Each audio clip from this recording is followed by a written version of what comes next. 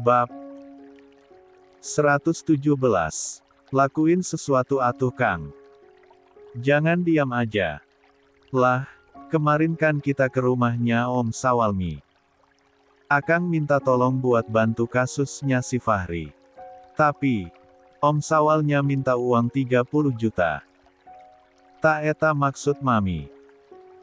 Akang cari duitnya buat bayar jasa Om Sawal. Biar bisa balikin gelarnya si Fahri. Ucap Fitri berapi-api.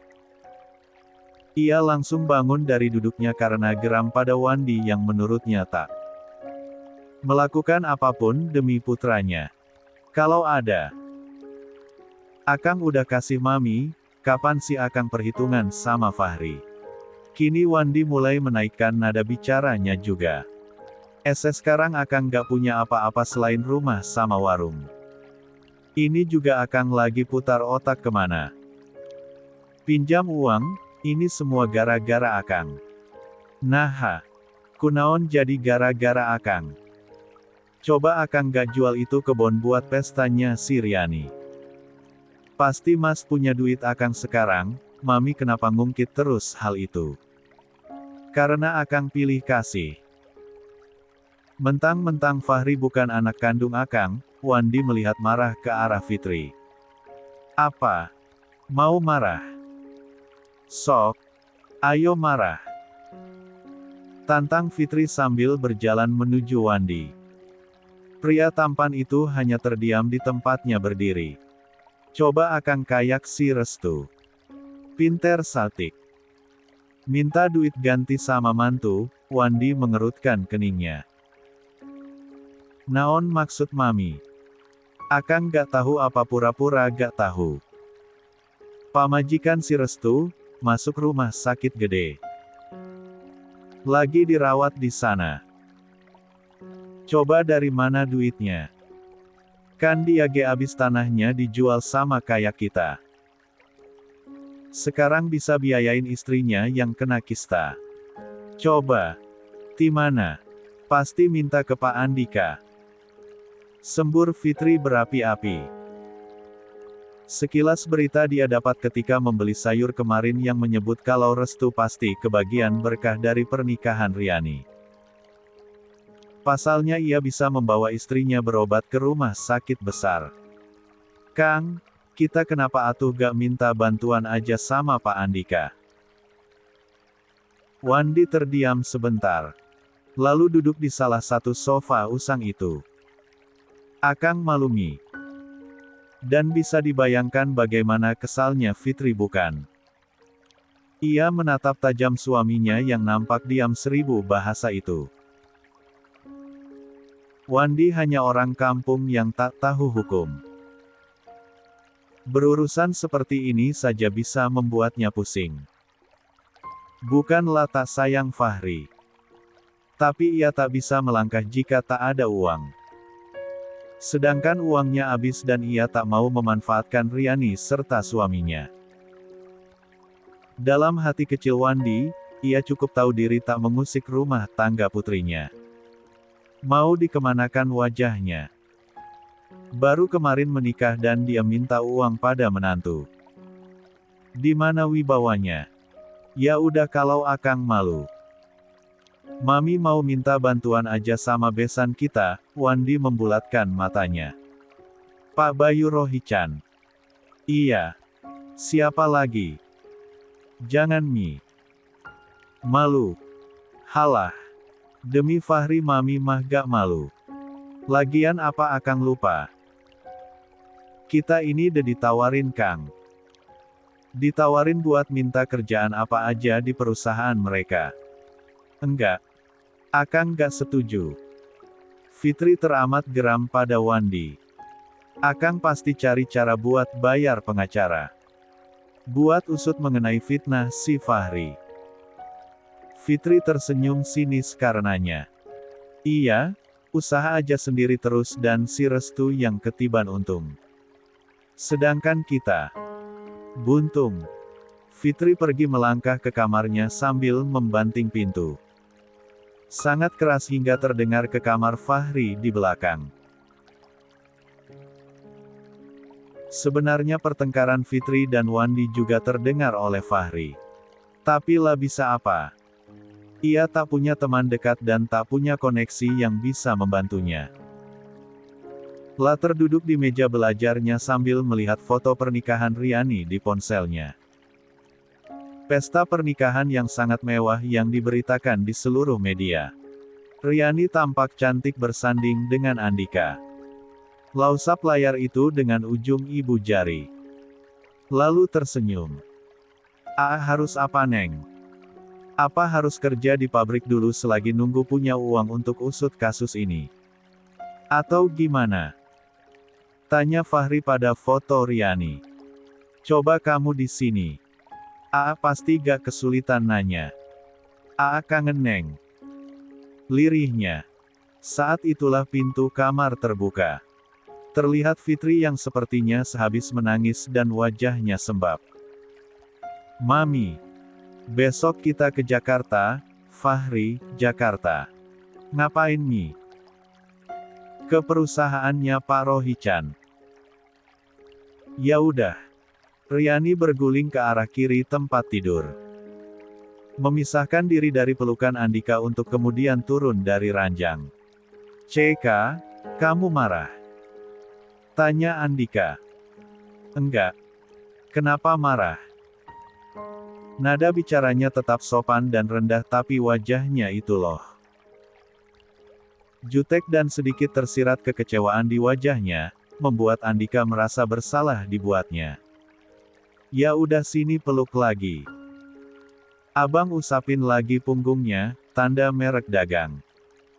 Andika menepuk kembali arah perutnya di mana sejak semalam Riani tidur sedikit menindihnya dan begitu terus sampai pagi tak mau dilepas. Ketika hari menjelang pagi, Andika tak tega membangunkan Riani yang nampak nyaman tidur dalam dekapannya. Namun saat waktu sudah menunjukkan pukul 7, Andika tak bisa lagi santai. Ia harus kembali ke kantor hari ini. Ya, mereka sudah kembali ke rumah sejak kemarin dan hari ini Andika sudah mulai bekerja. Namun Riani tak mau bangun dari atas tubuhnya. Ketika Andika membangunkan dengan pelan. Ini yang terjadi ngambek. Lan. Saya mandi duluan ya. Nanti baru abang. Abang melongo. Manis sekali istrinya.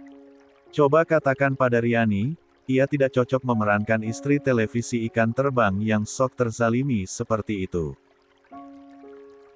Wajahnya lebih cocok jadi peran antagonis. Sehingga kalau bicara manis sedikit saja akan terlihat palsu. Oh iya Andika lupa. Riani bukan istri lulusan Akademi Televisi Ikan Terbang melainkan ikan cupang. Cantik tapi jago berkelahi. Andika menengadahkan kepalanya ke belakang sebentar. Riani makin tak bisa ditebak. Kini jadi gampang tersinggung dan manja. Serer. Jangan-jangan hamil Bram. Riani minum pil kebon mom. PLAKKK. Aduh. Andika meringis kala Cindy memukul bahunya. Sakit sayang. Ringis Andika meratap sedih pada ibunya. Kinilah, Cindy dan Bayu sedang sarapan di meja makan sementara Riani di dapur menyiapkan bekal yang akan dibawa Andika ke kantor. Meski Andika tak mau, tapi Riani memaksa. Andika pun menurut. Perubahan sifat Riani yang tak bisa ditebak itu membuat Andika mengadu pada Cindy dan ibundanya menyimpulkan jika Riani tengah hamil.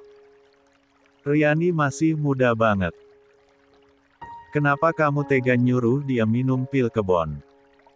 Ya, justru karena masih muda.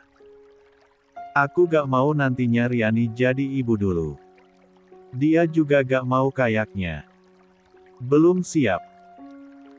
Sahut Andika enteng. Sedangkan Bayu mencibir ucapan Andika itu. Jawaban bijak dari orang yang nikah diam-diam. Iya Pak. Sok paling bener.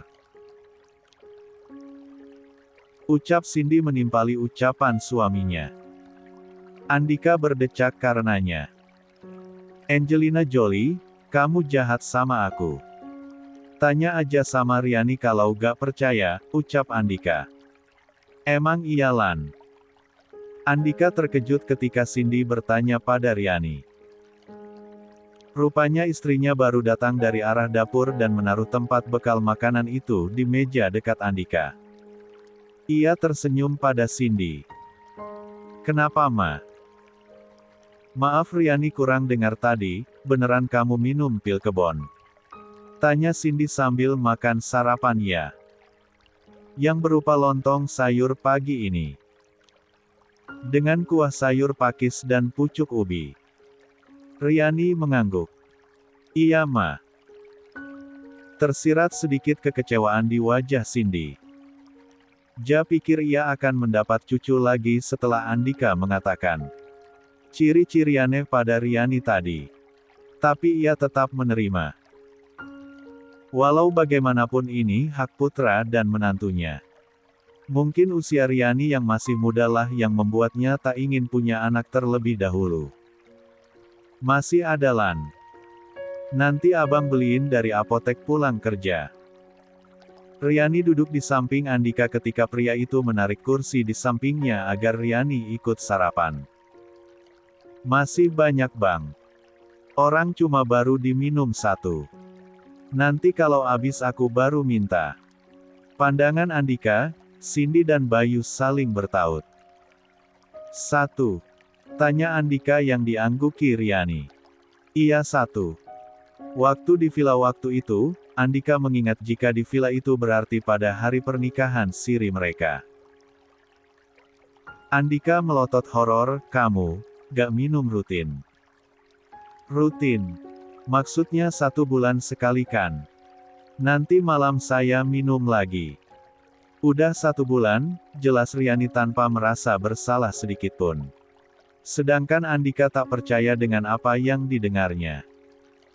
Siapa yang mengajari istrinya minum pil kebon? Ada 2 kemungkinan yang terjadi di sini. Orang itu tak paham cara minum pil kebon. Atau Riani yang terdengar suara tawa Cindy dan Bayu yang membuat Andika dan Riani terkejut. Selamat ya Pa, selamat buat Mama juga, ternyata feeling Mama gak salah Pa. Keduanya tertawa lagi bahkan kini saling berpelukan seolah tengah merayakan sesuatu. Sementara Andika sok mendengarnya, Riani malah tak paham dengan apa yang terjadi. Mau bertanya tapi lah malu dan kini ia lebih memilih makan dengan lahap roti tawar dengan selai sarikaya yang diraciknya. Hamil. Hamil. Ulang Andika berkali-kali dalam hatinya. Entahlah mungkin Riani tak mengetahui apa yang terjadi dalam tubuhnya. Namun apapun itu sangat membuat Andika bahagia meski kabar ini belum pasti karena harus melalui tes dulu. Andika menoleh pada istri cantiknya yang kini tersenyum sopan saat menerima buah yang sudah dipotong-potong Cindy untuknya. Tanpa dia sadari ujung bibirnya berkedut tersenyum melihat wajah Riani yang memerah karena malu terus-terusan dibilang cantik oleh Cindy pagi ini.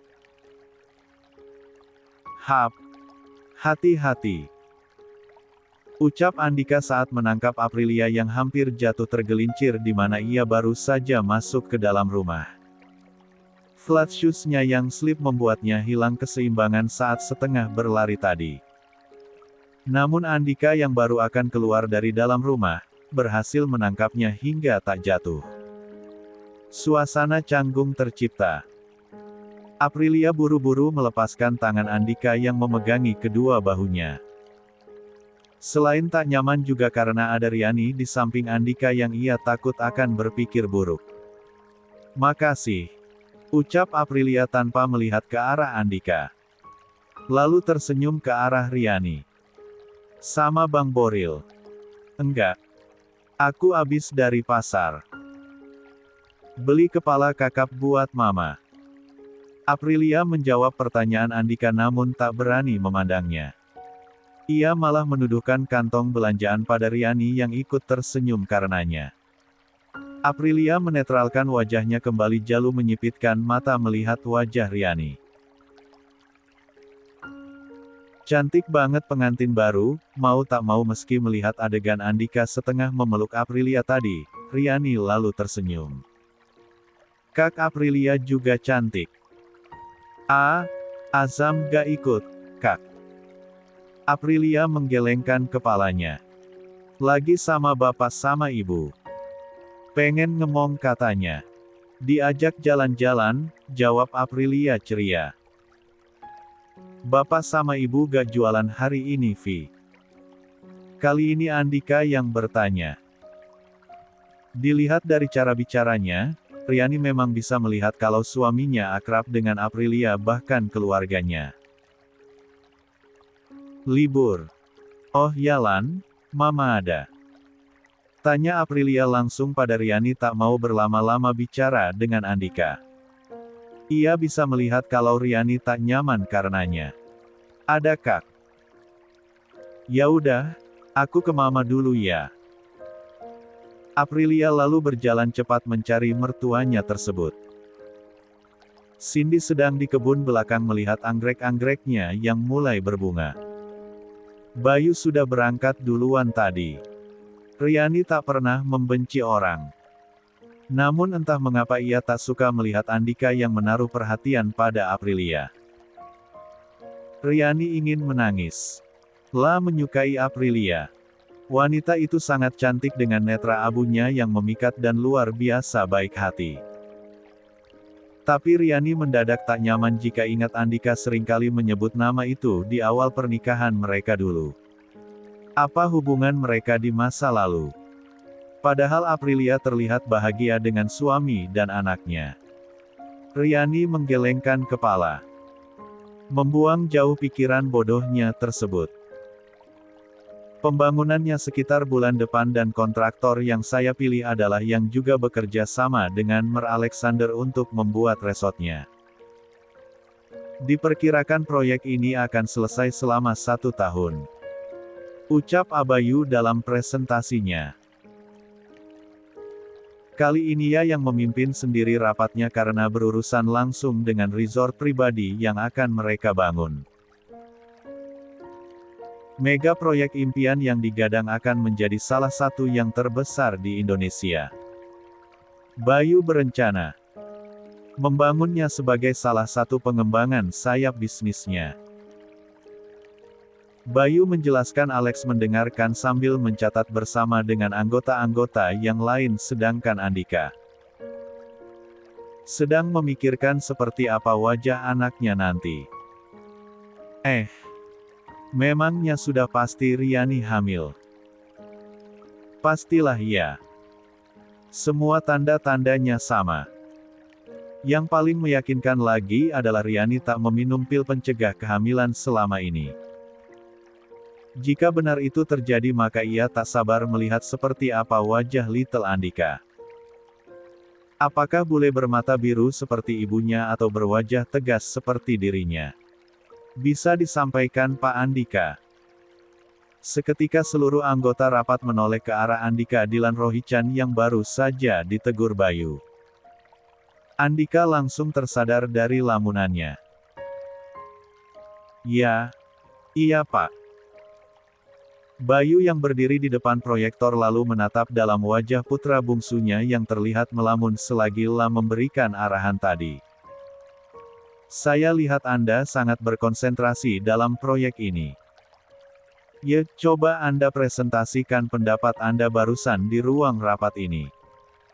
Hening seketika suasana rapat pagi ini. Aura tegas Bayu jelas terasa meski tak lama. Andika bangkit. Berdiri lalu menuju Abayu dan memulai mengutarakan pendapatnya.